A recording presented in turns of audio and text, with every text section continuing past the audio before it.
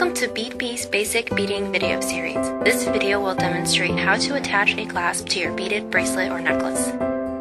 The supplies you will need are crimp beads, a clasp and jump ring, and a crimp tool. The clasp shown here is a sterling silver figure 8 lobster claw clasp. First, string a crimp bead on one end.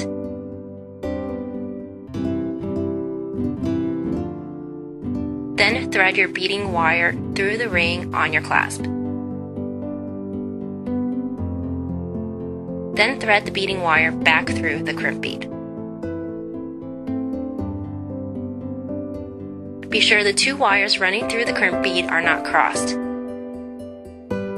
Use the crescent-shaped groove of pliers to squeeze the crimp bead. This will form your crimp tube into a crescent shape.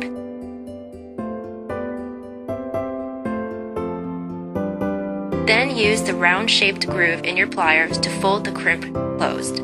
Trim any excess wire or tuck it into the adjacent bead. Repeat this technique on the other end to finish your jewelry piece.